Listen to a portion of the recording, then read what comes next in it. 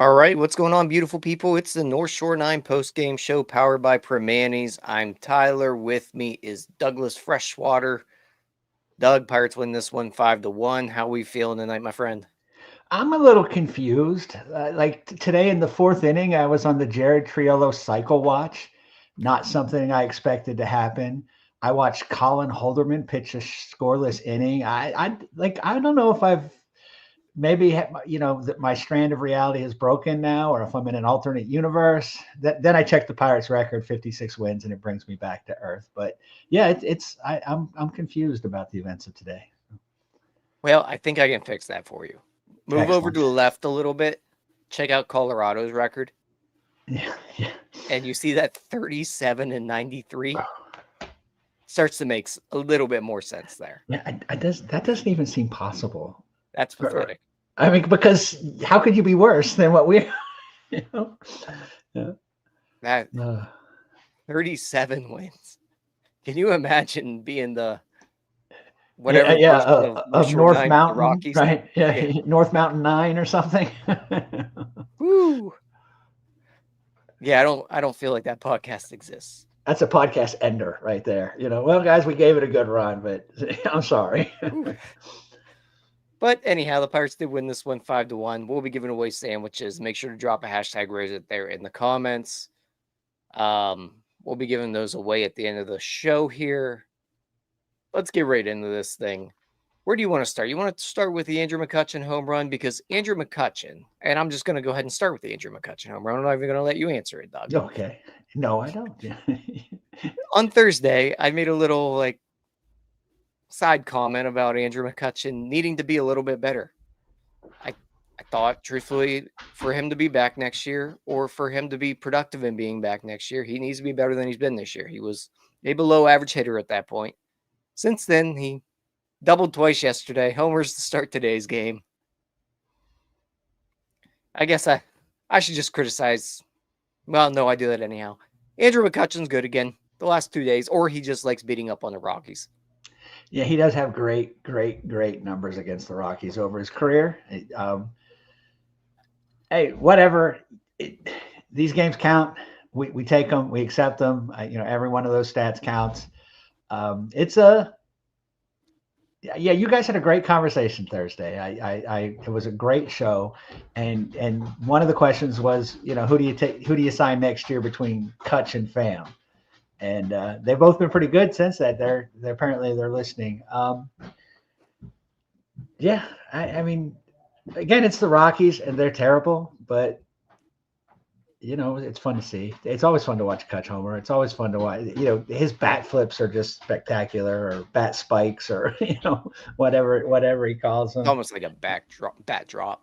Yeah. It's like a mic drop, but a mic drop. Yeah, yeah, I mean, whatever. It's nice to see the Pirates score early and score with extra base hits. And, what it was a single by Pham and a home run by McCutchen. They are competing for your love. They are. And just like you just mentioned, Tommy Pham was on base for that Andrew McCutchen home run. Tommy Pham, since his comments about him and Cutch trying to get the Pirates or get these guys to buy in more to the philosophy of grinding out more at bats, which, yes, that's an obvious philosophy to have. But Right. Since then, those two guys have kind of led by example here. And Pham's been doing it for a while, but Cutch the last few days, picking it up as well. Someone's bouncing around your house here, Doug. Yeah, that's a boo. Boo is feeling a little frisky. Somebody just came home. It's it's so hard with this team. Like, we look at him and say, this is what we want them to do next year. I want them to sign Alex Bregman, Kyle Tucker, and Framber Valdez. That's what I want them to do. But, we know we're not shopping in that section of the store. So it's like, do we bring, like, of course we bring back Cutch, but do we bring back Pham? Do we get someone in a similar vein? Do we think Pham can do that for his season? It's tough being a Pirate fan, man. It's a struggle. But Look, you can want all those things, but I'd like to walk downstairs after this and see Margot Robbie in my bedroom. That ain't happening. Yeah, no, that's right. It's that's what I'm saying. So it's very hard to say. When you say I want the Pirates to sign Tommy Pham, people think you're an idiot. But I'm trying to keep it in our universe, the things that could happen, right? Because we're not going to sign Kyle Tucker. So, yeah, it's nice to. I mean, again, Tommy Pham and Cutch both are sort of brought in for leadership and setting examples, and Tommy Pham in particular failed woefully for the first 3 months of the season nearly. Got his prescription straightened out with his contacts and has been just lights out since. How sustainable is it? I don't know. Cutch again. Cutch spoke out again. You guys discussed that quite well. Like, he's the one guy I think could actually go sit down in Nutting's office and say, "Look, man, we're close. Look at this pitching. Look what Chandler and Ashcraft and Mlodzinski and Burroughs and have done today in past 2 days. Look at what we have. We've got Paul Skeens. Spend a little, Bob. You'll get it back. But outside of that, I don't know what. Yeah, and again, in all this, we think about what's going to happen next year. I'm hoping it's a new GM, and I don't know what their philosophy would be. So, agreed. But one of the guys they were trying to lead the water, or the guy that or Tommy Pham at least spoke about possibly leading the water, was Jared Triolo. Yeah. And Jared Triolo had yet another good day, Doug. Jared Triolo over the last month has been playing some really good baseball. Is a lot of it. 205. He's over 200 now. I mean, he was at 160 there, I think, for a while. We're up to a 621 OPS with Jared Triolo. He is a better hitter than Brian Hayes. Penn. It's all on Penn. He was at the game, and Triolo showed out for him. Yeah, I mean, it's nice. I'm not buying into it. I'm not falling for it. I've fallen for it 2 years in a row. I hope it's true. I'll click my heels 3 times and say there's no one like Big Tree, but I'm not writing it down in pencil, let alone in pen. I think he's the starting shortstop next year until Connor Griffin makes his way up, and hopefully he can hit. Hopefully he can hit like he's hitting now. But I am not going to FanDuel with my lock of the day and saying Triolo is going to have a 750 OPS. I don't know, what was Ryan's FanDuel lock of the day? Do you know? It was under 8.5 runs. He had to sweat it out there a little bit, but Yeah, we did get a winner for Ryan.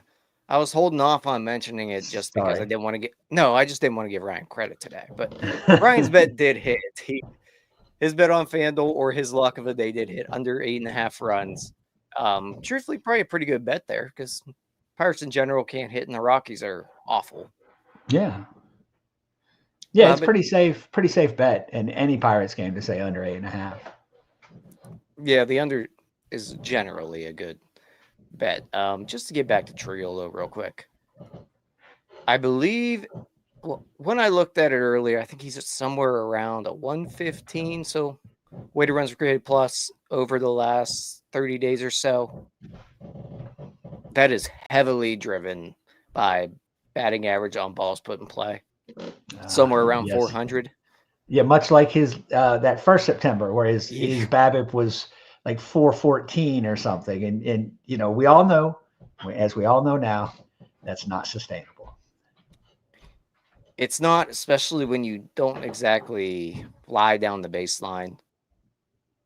Trying to pull it up here right now. Since July 23rd, without including today's game, a 115 weighted runs created plus a 391 BABIP. He is walking 13. So those numbers went up today, right? Right. Hitting 290, on base 389, 355 slugging. Obviously, the power is still not fully there, but we did see a home run out of Jared Triolo today. Home run and a triple. Yeah. So, I mean, again, I feel like I've said this every year, and I'm with you, Doug. Like, I don't want to fall for the same thing over and over. Like, we're on Fool Me 3 times here. Yeah. But the guy's just so darn big. How's there not more power here? He looks, I say this all the time, he looks like a guy that should easily hit 30 home runs. He is a big, strong looking kid. The swing looks good. I just don't understand how, the bulk of his hits are, landing right past the second baseman. It's God, you wish it was in there. We could use, it'd be great. It would be great if he could be a power hitting third baseman with that glove. That would just be, Pirates could, there's hardly anything they could use more than that. Right. Yeah. He's never going to be that guy, obviously. But if he could just literally be what he is right now, and I'm not saying like what he's been over the last month, but in total on the season, we're talking about somewhere below like a 20% below average type of hitter to 10% below average. If he can settle into that area just consistently, and let's not have these swings of the worst player in Major League Baseball at the plate for 3 months, and then just pull the wool over the eyes for the last couple months, and we're tricked again. Man, we are becoming excellent bargainers, right?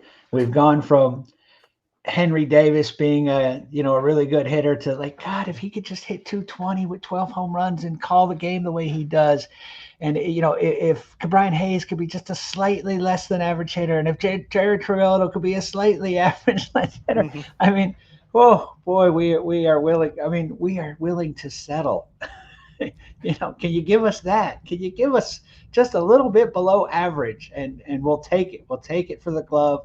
We'll take it for, because we've been so far. We're not slightly below average. We're dramatically, disgustingly, disturbingly below average. And right for the bulk of the year, he's had a batting average of under 200, and OPS under 600.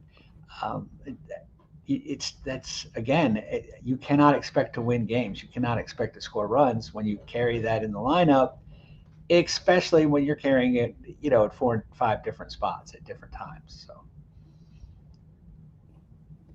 For sure. And really, we're just, I think, at the point where we're pulling what you just said. We're bargaining just for him to be a good enough hitter to be a useful utility player, because he's too good with the glove. Yeah. He's a gold, a gold glove winner. Right. He's elite. Again, if whatever, 220, 15 home runs, 75 RBIs in that glove, I'll take, again, right. Happily. The strength of this team is pitching. And if we can put gold glove caliber players behind that pitching, supporting that pitching, that's what we need to do. But this team has proven in 2 consecutive seasons that you can't do it scoring 2 and 3 runs a game. You've got to, you got to get up into that 4 or 5 runs a game on a consistent basis. Yep, I agree. Let's talk a little bit about Mike Burrows here. 4 innings, 5 strikeouts. I know it's against the Rockies. What did you think of Burrows, or what have you thought of Burrows? I like what I'm seeing. And he did this with Joey Bart catching. He's been markedly better with Henry Davis catching. So I kind of want to, little cap tip to him there, that he sort of overcame a bit of a handicap that was team imposed. Good day to fire Ben Cherington. It's the truth. Bart has, the pitchers have not fared as well with Joey Bart pitching. So he did that. He wasn't completely as, he wasn't dominant or anything, but he was very effective. I have no, again, I'm penciling this guy in as a back end of the rotation starter. I want to, keep running him out there. We're at that time of the year where we're going to protect innings and that sort of thing. So, I think he could have gone another inning, easy enough, but that's not what we're doing right now. So, but yeah, he looked pretty good. That changeup, that's a difference making pitch, right? I was just about to say difference maker, man. Yeah. Like, yeah. That pitch is You awesome. you got something like that, and the other stuff is good enough. You can pitch in the major leagues. You just like anymore, Doug. You just don't see guys with the kind of stuff I think that Burroughs has with a changeup like that. Like it's Right. just a forgotten pitch, especially from a righty. You just don't see guys with the 10-mile-an-hour difference with the fastball and the changeup. On the right Everything's side, coming hard, right? you don't see that anymore. And like you said, that pitch is a difference maker. Honestly, here, this guy's pretty close to being more of a mid-level to upper rotation starter, I think. And the reason I say that is because if he can sharpen up that slider more, either the slider or the curveball, and I think it's going to be the slider. Sometimes I think he just leaves it a little bit too much, turns in a little too much of a cement mixer, or he hangs it a little. If he sharpens that pitch, he's really got something here because he's still getting the whiffs with it, but a little too often you see it middle, hanging in the upper part of the zone, and teams are going to make you pay for that. Yeah, it's they're going to have a pretty good amount of tape on him after this season, and he's going to have to make some adjustments. Now, again, he's young, and pitchers tend to get better with more innings, and again, refining their pitches and learning how to pitch a little better. So yeah, I mean he's got a great opportunity in front of him, and I think the Pirates got a pretty decent pitcher. And you're right, he could, right now he's a 4 or 5 maybe, but he could move up to a number 3 guy. I wouldn't be mad if it was Skeens, Oviedo, Burroughs, at some point next season with Chandler, Keller, whatever. I mean, however you want to sort it out. But the pitching staff looks to be pretty steady, and it looks like we've got some guys out there and some depth, because you always need pitching depth. I have to mention that Ryan, we got Lisa mentioning Ryan. Ryan put his hashtag raise it in there. He's here to take a victory lap. His lock of the day hits, and now suddenly, we can't get rid of him. So don't worry, he'll lose tomorrow. Yeah. And football's coming up, so make sure you follow him on Twitter or X now, because that's where you can get all of his other bets, and you can fade him on FanDuel, and you'll be fine. As I said, send the kids to the Ivies. Yeah. There we go. Following up Burrow there, he does only go the 4 innings, like we mentioned. They're going to be very careful with his innings here. Mlodzinski comes in, goes 2 innings. He was awesome. Shocker, Carmen Mlodzinski's good in the bullpen again. Yeah. But, yeah. We figured it out last year. It took Ben Cherington a little bit longer, but that's why it's a good day to fire him. Well, it's one of the many reasons it's a good day to fire Ben Cherington. 2 innings, 5 strikeouts. He's down to a 3.89 ERA after just getting blown up in the rotation earlier in the year. Yeah, and as a reliever, he's all-star quality, right? Yeah, like he has been lights out. And I mean, hey, maybe starting the year in the rotation helped Carmen Mlodzinski's development as a reliever. I don't know. I'll do some mental gymnastics here I'm trying, Doug. But it's entirely possible. To be fair, he has been a lot better this year out of the pen than he has been in the past. Yeah. He has been lights out this year. To his credit, right? It would be very easy for him to, be a little annoyed that the Ashcraft has moved, Burroughs has moved into the rotation, Ashcraft has moved into the rotation. And thank you, Lisa. Thank you, Lisa. Holderman made all of us nervous, Lisa. Himself. God, if you could see him up close, nobody looked more nervous. I was on death row once, and I felt more comfortable than Colin Holderman did. Thank you there, Lisa, for the dono.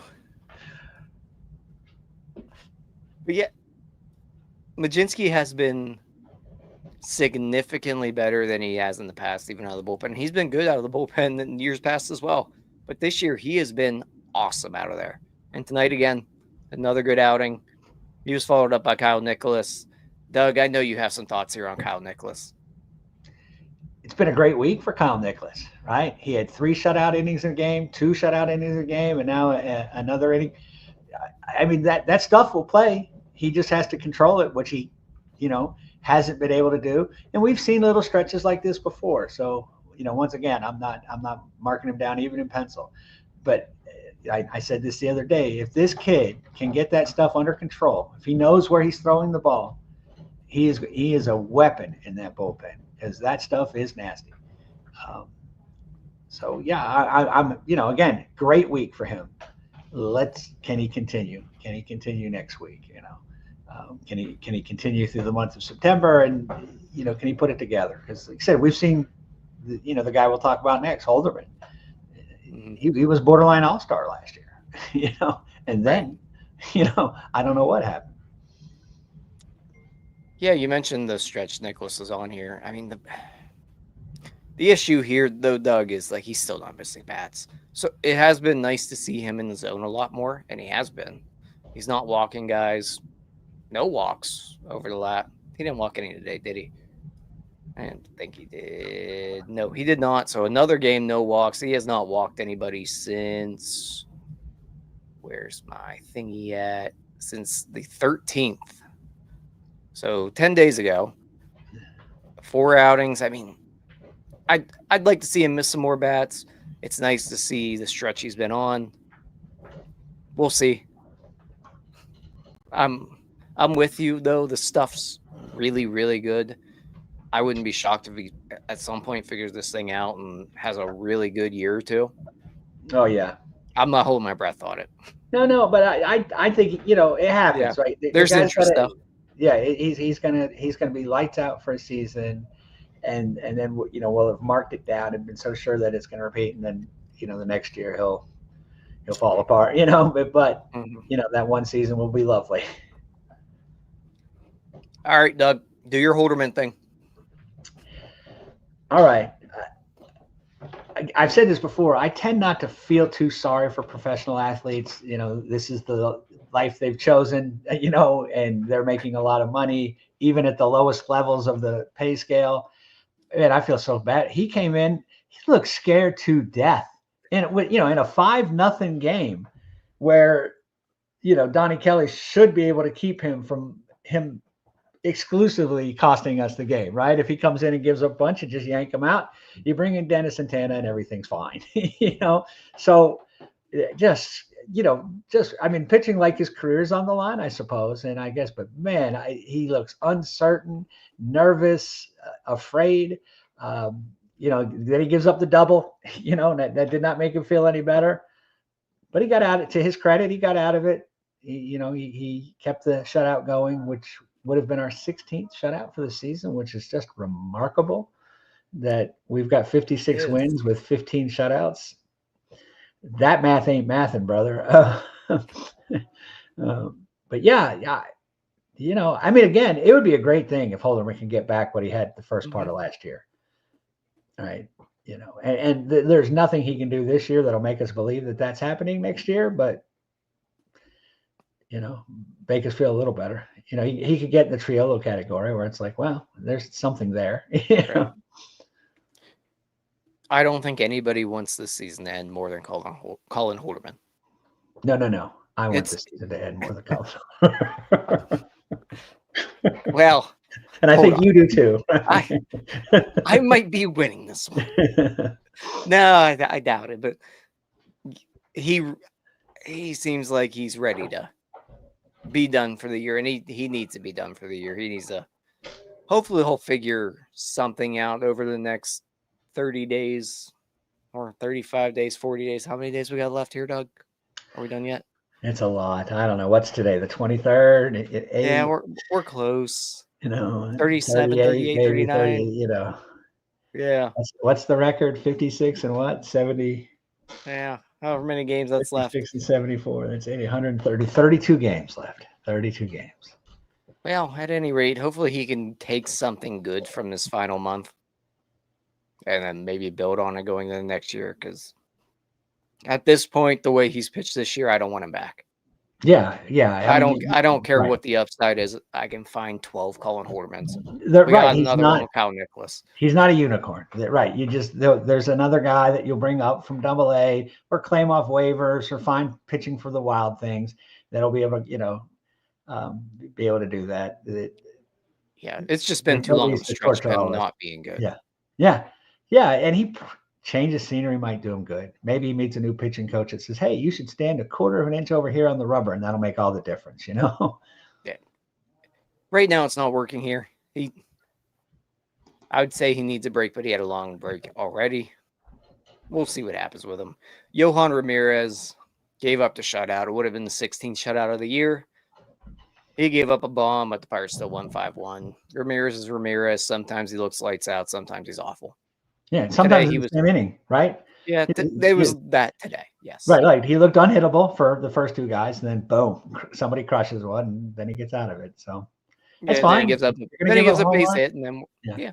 If you're going to give up a home run, do it in the ninth inning with 2 outs, with with a 5-0 lead. It's the perfect time to do it. Yeah, so it's fine. Yeah. Like we said, Ramirez there finished it up. Dennis Santana didn't have to come in. Pirates won at 5-1. Finished with 11 hits here. Everybody had a hit except for Joey Bart. But that defense is... Oh, I'm sorry. Never mind. All right. You ready to give away sandwiches? Absolutely. Let's feed the people. All right. Make sure we get a hashtag raised up there in the chat. Their comments makes me think they're hungry. So... All right, let's get you guys ready to get some Sammys. Good luck, everybody. As soon as I remember how to share a screen, because I don't do this too often anymore. None of us do it too often, Ryan. That's the problem. All right, let's give away round 1 here. And the first winner of our sandwiches is going to be Chortle. Chortle 57. Congratulations, Chortle. Download the Primanti's app, message us, email us, northshore9@gmail.com, or on any of the social medias. Send us your email for the Primanti's app, and we'll get them loaded for you. Congratulations, Chortle. Get to round number 2 here. Like, follow, subscribe, join. Do it all. All that stuff that Jim will say after at the end of the show. Watch, he's very compelling. Not the coward is not the coward here. Congratulations, not the coward, on both being not. Well, no. So you are not. So you are a coward, or you're not. Okay, I'm confused. But be brave. You've got some sandwiches coming. So congratulations to you. Make sure we get those, or send us over your email to either Twitter, all that same stuff, Instagram, for Gmail. Yeah, I was getting that text same time there. Get your information over us. We'll get those loaded on for you. Congratulations to our 2 winners here. Doug, anything else you would like to add before we get out of here? No. Hey, it's even in a lost season, it's much more fun to watch when we win, much more fun to watch when Cutch is doing well. So, and tomorrow we get Paul Skeens. There we go. As good a reason as any to watch a baseball game. So come back, see us tomorrow. We will have another one of these fine postseason shows. I won't be here, though, so I will not either. All the more reason to tune in. Exactly. And it's a great day to fire Ben Sherrington. Yes, it is. All right, we're out of here. That's like the best time to plant a tree is 10 years ago. Second best time is today. And it's best time to fire Ben Sherrington was at the end of last season. Second best time is today. So couldn't think of a better thing to end on. We're out of here. Thank you all for tuning in. Like, subscribe, all that fun stuff that Jim's about to say. I'm Tyler. That's Doug. Peace out, Girl Scouts. Let's go, Bucks. All right, that wraps up this episode of North Shore 9. Thanks so much for tuning in, whether you're listening on the podcast or catching us on YouTube. If you enjoyed the show, please give this video a thumbs up, and don't forget to hit that subscribe button if you haven't already. It really helps us grow. And if you're listening on the podcast, a quick review goes a long way in helping others find the show. Plus, be sure to tell a friend about us. There's always room for more here in the NS9 community. And for those looking to support us a little more, consider joining our Patreon, become an MVP member, and get exclusive perks while helping us continue to bring you more of the Pirates content you love. Thanks again for all your support, and let's go Bucks.